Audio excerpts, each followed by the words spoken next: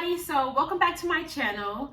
Today I wanted to do a video, a Q&A on how I built my mobile bar. So one thing that I've noticed after posting both of my videos of how I built my mobile bar, I had a lot of questions come in. I had a lot of questions from people in the comments. People found us on Instagram and followed us. People found us on our website and sent in some questions. And I figured I should maybe make a video with just some of the most popular or most common questions that I've been asked about my mobile bar journey, how I built my rig, and what's going on. So I will probably place a link right here, like at the top, with links to the video so you can see it for yourself if you have not watched them. Then I'll also place links to the video in the description box below. Of course, as I said with my other videos, definitely feel free to comment, shoot me a DM via Instagram or social media, and I'd be happy to help. I did want to let you guys know I am no professional. I'm not a contractor. I am not a welder. I'm not a builder. I am just a girl who decided to convert a horse trailer to a bar, and I had some help along the way, and I figured that the way I pay it forward is to just share information with you all. I do highly recommend, if you can get a contractor or someone who may be familiar with this type of work in your city or wherever you live, I would highly recommend reaching out to a professional just to make sure you have as much information as you need. Just a quick disclaimer. One of the first questions I got was, how did you decide on a trailer and how did you find it? And more specifically, how did you decide on a horse trailer? So in the mobile bar business, there are a lot of ways you can have a mobile bar. A lot of people use campers, a lot of people use just tap trucks from Piaggio 8. I chose to use a horse trailer because it was the first thing I saw. I know nothing about horses. I'm no horse girl. I'm not, I don't ride horses. But I figured it was something that was compact enough. If I got a small horse trailer, something that was compact enough to be able to convert easier than a camper. Sometimes campers have like water systems in them and different type of constructions going on inside because it's a camper. And I didn't want to have to really gut so much of my camper or any rig to have to build this out. I felt like a horse trailer was just a lot of space and just clean space. Because you put horses in it, so they don't need like cabinets and water systems. So I chose to go with a horse trailer because it was compact and just had more space inside, and I figured it would be easiest to work with. How did I find my horse trailer? I found my horse trailer on Craigslist. I know, right? Who uses Craigslist? I still use Craigslist. I mean, I'm trying to tell you. And I found it from this guy out in about 30 miles away from me. He had an old horse trailer that he posted on Craigslist. And I paid like $500 for it. Literally $500. Now, obviously, this horse trailer was in pretty tough condition. I mean, you guys probably saw her like in one of the videos. The trailer was in pretty rust. Trailer was in pretty rough condition, and she needed a lot of work. And when I went to go get her, I told the guy, what I was planning to do. He was like, oh, that's cool. Just know it's going to need a lot of work. And it required a lot of work. So I did spend about $500 on the trailer altogether. Dirt cheap. But we had to put so much money into just being able to bring it, just get all that rust and stuff off and rotten parts off of her. But it was still significantly cheaper and more cost effective than getting something brand new. If you do want to get something brand new or even used, especially newer models, feel free to. I think older models have a bit more of a friendlier build out than the newer models. Most newer models have like 2 windows and like they're just built a different way. I find that older models tend to be just a little more functional over fashion, which made it much more easier for me to design her. So another question that I was asked, and this is probably like the one question everyone wants to know, was how much did I invest into this project? How much did it cost you from start to finish? And I want to say I invested roughly $10,000 over a year and a half. So that comes up to what, like over 18 months, that comes up to about $500 a month. Still a lot. But obviously I'm pretty young. I don't have, any major responsibilities besides my, my rent or whatever. So I was able to invest that money into my trailer. I did go a lot of weeks and days and months without getting, my nails done and my hair done and all this other stuff. But I was okay with it because I knew that I wanted to build this into something that would sustain me and that could create another path of income for me. So I think $500 a month was about what I contributed towards it. And the way I managed that was I did everything in projects. As you guys see, I started with my exterior and then I went into my interior. And I closely budgeted everything out, so I knew what to expect financially with each project. So I knew what to expect when I needed to change out the tires.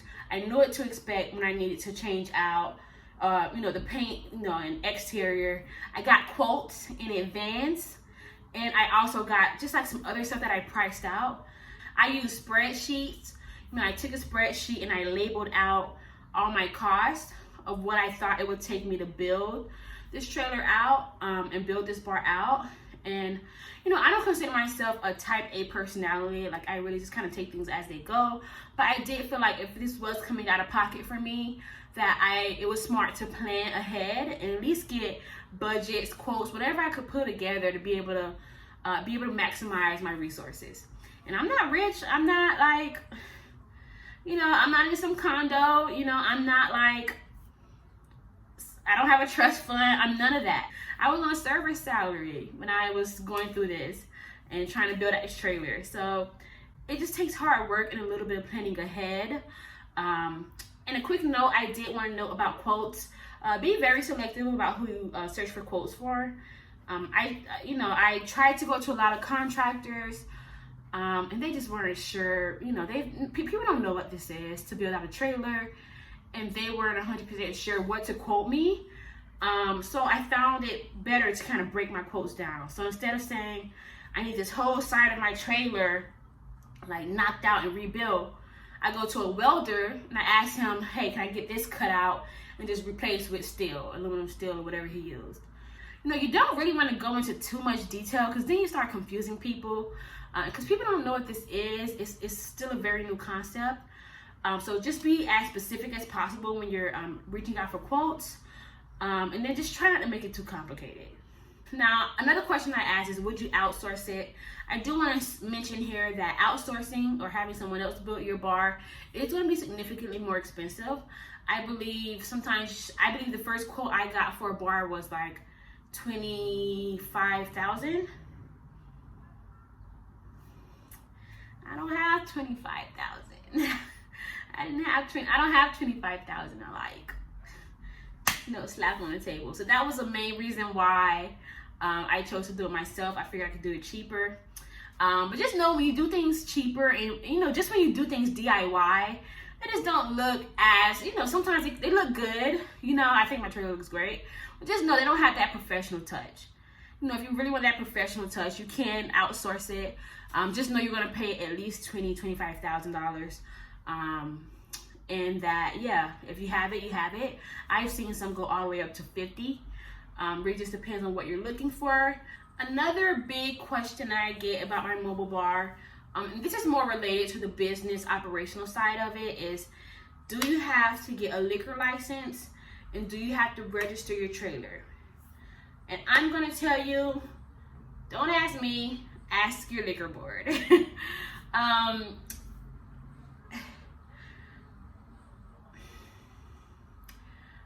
I don't have a liquor license. I do not have a liquor license because in where I live, liquor licenses aren't, unless you're selling liquor, you don't need it. We don't sell liquor, we serve it. There is a huge difference. Make sure you have your legal jargon together. We do not sell liquor, we serve it. My clients are 100% responsible for their liquor purchase. And honestly, it's inconvenient, but it's kind of better that way. Because if you get the liquor from me and I hold some sort of inventory with the business, I'm going to have to charge you more because I hold inventory, because I have to stock it, because I have to purchase it. And it's honestly cheaper if you can just get it from a retailer. And then typically when you buy in bulk, you're going to get a percentage off anyway. But it also depends on where you live. Thankfully, I live in a state where you don't need a liquor license unless you sell liquor. In some states, you need a liquor license regardless. It's no way around it. And I believe liquor licenses can range from about $1,000 to about $1,500, maybe even $2,000. So if you don't have that money up front, it's gonna be kind of tough. But if it's required by your state board, I will get a liquor license. Now, when dealing with state boards, I know legal professional, but in some cases, it's better to ask for forgiveness than permission. You didn't hear me say this, and I know it's going to be public, but I didn't say this. U.S. government. If you're unclear, I think the best option for you is to protect your business, meaning get liquor liability insurance, get general liability insurance, and make sure you have insurance on your actual trailer, your bar. But in some cases, it's better to just ask for forgiveness. Why is that? When I tried to go to my state liquor board, they didn't know what the hell I was talking about. You want to take a trailer and build a bar? And you want to have it where? Is it private? Is it public? You know, and I went back and forth. I sent on my business plan and all this stuff, and we went back and forth. And they were just confused, and they didn't know how to define it. You want to define your bar first and foremost as a catering business, because that's technically what you are. You're providing catering services, but you're doing it where you're providing bartending services. And this is why I stay away from selling alcohol, because if I have to ask for forgiveness, I didn't sell anyone alcohol illegally. At the end of the day, I served you, and I'd rather take a fine of $200 that the state might fine me if they see me at an event. But I mean, I'd rather have to deal with that than to sell alcohol to people and not have a liquor license. You know, your board isn't gonna know what the fuck you're talking about or what the hell you're talking about. So, it's best to kind of just stay under the radar if you can. But if your state or your city requires your liquor license for selling or serving alcohol, not just selling, but selling and serving, I would go ahead and get it. Another very important question that I get is, how do you deal with water and electricity? So this is where I revert back to whatever they refer to for a food truck. You want to be as close to that as possible. So I know some bars that don't have a hand washing station. I know some bars who have a 3-compartment sink. Well, first and foremost, I use disposable cups. So I'm not using anything that has to be washed, so I don't have to worry about washing glasses. I just use disposable cups. They're cheap, easy to throw them away, and then we're limiting any type of health disparities. But I do have a portable sink. It's something that I carry with me to every event, and I place it right in the back of my rig in case my bartenders or myself need to go back there and wash our hands. I come from a serving background. Wash your hands, wash your hands, wash your hands, wash your hands. That's just kind of what I'm about. I think it's important, when you're serving people, even if it's just a few drinks, to just keep your hands clean. So me thinking ahead, I did save a specific space in the bar in case I needed to add a 3-compartment sink. And then when that day comes, if things are starting to get regulated, then I'll just add the sink. For now, we don't have a sink inside the trailer. We have one outside of the trailer. Bartenders have the chance to wash their hands. And yes. 2, and one of the best advice I got for building my trailer was, less is more. Less is more, especially since I DIY'd. Less is more. You don't want too many things in your trailer, even if it is a light switch or lights.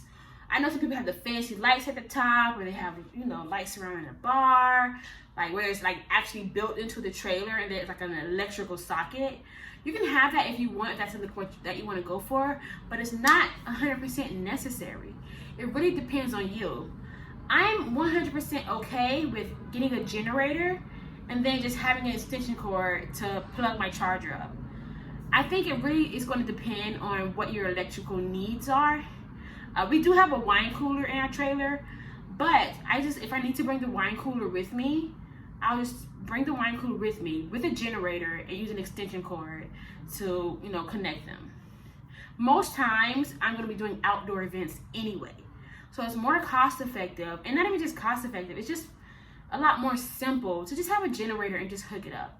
So it really just depends on your electrical needs. You know, what do you need to charge? What do you need to keep, you know, lit up? You know, as far as lights, I have an LED light at the top of my bar that I just it's an electrical one, so it has like a plug. And I just take my same little cord and I plug it into my generator if necessary. So, like I said, it depends on you and your electrical needs. For me, we opted out of electricity because it just seemed like a lot. It wasn't that serious. I feel like as long as we had trailer lights on the trailer and that, you know, we had a way to power ourselves if need be, there's no need to really put it in the bar. So another question that I got in relation to that was, did you waterproof or weatherproof your trailer? I did waterproof her, but at the end of the day, it is a horse trailer. So horse trailers are kind of meant to be outside and kind of built to be outside. So I wasn't kind of crazy. I feel like as long as we sealed everything in and sealed our, you know, corners and whatnot, we were good to go. If you're in a camper or you're using a camper for your mobile bar, you want to make sure that's waterproof. But I'm assuming that most campers are already waterproof or weatherproof because they're campers. So we did waterproof ours to the extent of making sure we sealed everything in. But at the end of the day, it's a horse trailer. It's meant to be outside. Like, we made sure we used exterior stains, painting. We exterior treated everything so that way, you know, that wood could last. We did use a lot of wood. And yeah. If you're gonna DIY this thing, guys, keep it as simple as possible. If you need to buy a beverage tub and sit, you know, just put ice in it and ice your stuff, do that. I know plenty of well-established bars who keep it simple and just will ice their things. You know, you never fail with the basics. So now that I've gotten through all the kind of logistics of how I built the bar and how I kind of run things, another popular question, or the last popular question that I got was, how's it going? Are you getting business? Are you getting bookings? We are in the middle of a pandemic, you know. Unfortunately, I live in DC, so DC was very strict about how they handle events. So I think we just, like, if you're inside, you can have a max of 10 people. If you're outdoor, you have a max of 25. And I think even Maryland and Virginia was somewhere around that number. So we've really been really limited in how many events that we can have. And then on top of that, just being a new business, getting your brand out in your first year is like your main goal. So it's been steady, but, you know, obviously not as explosive as we wanted it to. However, I do think things are making a comeback, and I'm super optimistic about the fall, about next year, even about the summer. And so, yeah, it makes me so jealous. Like, I know people who have bars down in like Texas and Florida. Y'all know Texas and Florida was open, okay? In Georgia, they were open. There was no pandemic. So they had the chance to do their 100-person events and their 200-person events, you know? And then I know a lot of brides in the DMV area had to cancel their weddings. You know, I know a lot of venues lost money. A lot of event planners lost money. You know, everybody in the industry has been affected a lot by this pandemic. But like I said, I feel so optimistic. I feel like I'm in place, I'm ready, and we still have leads coming in. We are getting bookings. And then it's something where, you know, I think it's gonna pan out. Things are starting to open up. Summer is gonna be here. We have a few events planned out for fall already. Took a little time, but, you know, we're not even a year old. By the time we hit a year, we'll already have about 5 events planned just for the fall. You know, so that's pretty good. You know, and I'll take that. So it's going pretty well. Definitely slow but steady. I feel like it's going to get much, much busier. So those are all the questions, or the main questions that I've received. If you guys have anything that comes up, feel free to just message me or comment. I just want to be as transparent as possible because it's a big thing. You know, it's a big thing to take on this type of project that's not very well known, and I wanted to help people and just give them as much information as possible, especially as it pertains to my build. I do recommend, you know, joining communities. There is a community that I am a part of that has really helped me grow through this, and I would probably not have done it without that community. I'll post the link to that community below. It's called Mobile Bev Pros. Shout out to Sarah. She's been so helpful. She's also my business coach, and things have been going so well. So I will drop that link below for that mobile beverage community. Feel free to ask me any questions. I hope this was of help to you. I hope I gave you some sort of perspective, some sort of information that you can use for your own businesses and your own rig. And good luck, guys. We're starting to trend here in the US. Like the Australia and like Europe, they're ahead of us. They're already on this. Like we're just catching up. So this industry has so far to go and it's so boundless. And I'm excited to see what happens. And I'm excited to see how palette will fit into that mold.